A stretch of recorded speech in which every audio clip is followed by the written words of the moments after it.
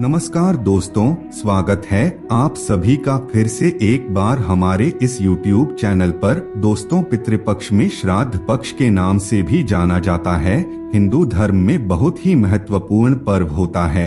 पितृपक्ष के दौरान पितरों को प्रसन्न करने का रिवाज है। इस बार का पितृपक्ष 10 सितंबर से प्रारंभ हुआ है, जो 25 सितंबर तक चलेगा।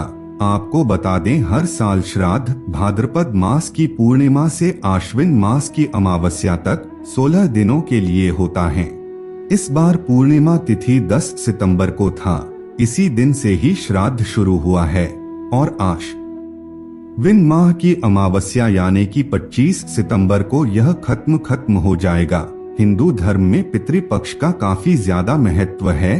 इस दिन लोग पूर्वजों और अतृप्त आत्माओं की सद्गति के लिए श्राद्ध कर्म करते हैं। पुत्र और पौत्रों का यह कर्तव्य है कि वह अपने पूर्वजों की आत्मा की शांति और मोक्ष के लिए श्राद्ध कर्म करे।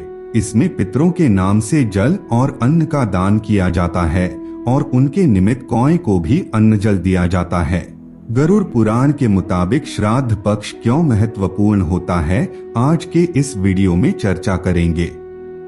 साथ ही यह भी जानने का प्रयास करेंगे कि अपने पितरों को प्रसन्न कैसे किया जाए। तो चलिए फिर शुरुआत करते हैं। गरुड़ पुराण हिंदू धर्म के 18 पुराणों में से एक पुराण है, जिसमें मृत्यु के पश्चात होने वाली गति के बारे में वर्णन देखने को मिलता है। तो वहीं गरुड़ पुराण में यह भी बताया गया है कि किस प्रकार से इस संसार में व्यक्ति कर्म करते हुए अपने पूर्वजों को भी तृप्त कर सकता है, यानी कि पितृपक्षा और श्राद्ध पक्ष के बारे में गरुड़ पुराण में अच्छे से वर्णन किया गया है। हमारे शास्त्रों के मुताबिक पितृपक्ष का यह समय पूर्वजों के लिए बहुत ही महत्वपूर्ण माना जाता है। आपके जो पूर्वज इस धरा को छोड़ करके चले गए हैं, पितृलोक में उनकी प्रसन्नता और उनकी मनोकामना को पूरी करने के लिए 16 दिन का समय आपको प्राप्त होता है। यह 16 दिन का जो समय होता है, यदि आप इस समयावधि में कुछ नियमों के साथ अपने पितरों को प्रसन्न करने का उपाय करते हैं, तो इससे आपके पितृ प्रसन्न हो करके आपकी भी सभी प्रकार की मनोकामना पूरी करने के लिए बाध्य हो जाते हैं। आपको बता दें, गरुड़ पुराण के अनुसार कौवा यमराज का संदेश वाहक है। पितृपक्ष के दौरान लोग अपने पूर्वजों को याद करते हैं, पूजन अनुष्ठान करते हैं और अन्न जल का भोग कौए के माध्यम से लगाते हैं। कहा जाता है कि कौआ यम का यानी यमराज का प्रतीक होता है। कौए को भोजन कराना अपने पितरों तक भोजन पहुंचाने के समान है। कौवे का आना और भोजन ग्रहण करना शुभ प्रतीक माना जाता है। मान्यता है कि कौवे को निवाला दिए बिना पितृ संतुष्ट नहीं होते। पितृपक्ष में हर परिवार अपने पितरों को खुश करने के अनेक प्रयास करते हैं, जिससे पितर उनके परिवार से खुश होकर उन्हें सफलता का आशीर्वाद दें। गरुड़ पुराण में पितृपक्ष के दौरान कौए को भोजन कराना सबसे उत्तम माना गया है। कौए का श्राद्ध पक्ष के दौरान इतना अधिक महत्व होने की एक खास वजह है।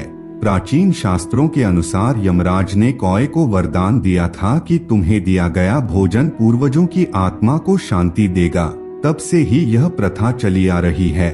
श्राद्ध पक्ष में कौवे को खाना खिलाने से यमलोक में पितर देवताओं को शांति का अनुभव होता है। शास्त्रों में यह भी कहा गया है कि श्राद्ध के बाद जितना जरूरी ब्राह्मण भोज होता है, उतना ही जरूरी कौए को भोजन कराना भी होता है।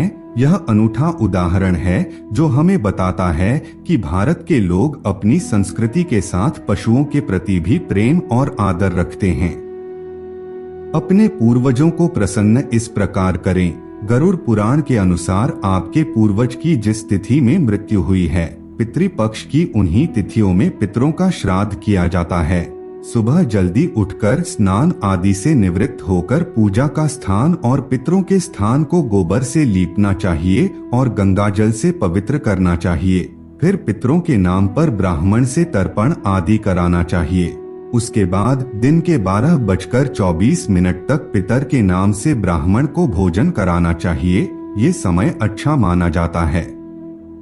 श्राद्ध के दिन घर की जो भी महिला पितरों का भोजन बनाए, उसे शुद्धता का पूरा ख्याल रखना चाहिए और भोजन को जूठा नहीं करना चाहिए। श्राद्ध का भोजन करने के लिए जिस श्रेष्ठ ब्राह्मण या कुल के सम्मानित व्यक्ति को बुलाया है, सबसे पहले उसके पैरों को धोना चाहिए। इस कार्य के समय पत्नी को पति के दाहिनी तरफ होना चाहिए। इसके बाद ही ब्राह्मण से पितरों की पूजा और तर्पण आदि करवाएं। ब्राह्मण को भोजन कराने से पहले गाय, कुत्ते, कौए, देवता और चींटी के नाम से भोजन पत्ते पर निकालना चाहिए। इसके बाद दक्षिण दिशा की ओर मुख करके कुश, तिल और जल लेकर पितृतीर्थ से संकल्प करें। इसके बाद ब्राह्मण को भोजन कराएं। भोजन हमेशा पत्ते या थाली में ही दें, कभी डिस्पोजल में न दें। ब्राह्मण को भोजन हमेशा प्रेम पूर्वक कराएं। उस समय आप क्रोधित न हो और न ब्राह्मण को होने दें।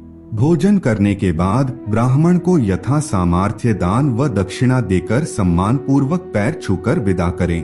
पितरों के निमित्त जो अपनी सामर्थ्य के अनुरूप शास्त्र विधि से श्रद्धा पूर्वक श्राद्ध करता है, पितर उससे संतुष्ट होते हैं और परिवार को आशीर्वाद देकर जाते हैं। ऐसा परिवार हमेशा फलता फूलता है, घर में किसी चीज की कमी नहीं होती। उम्मीद करते हैं हमारे द्वारा दी गई जानकारी आपको पसंद आई होगी। अपने दोस्तों रिश्तेदारों का साथ शेयर अवश्य करें। ऐसे ही सटीक जानकारी के लिए चैनल को सब्सक्राइब करके बेल नोटिफिकेशन को ऑन पर सेलेक्ट कर लीजिए।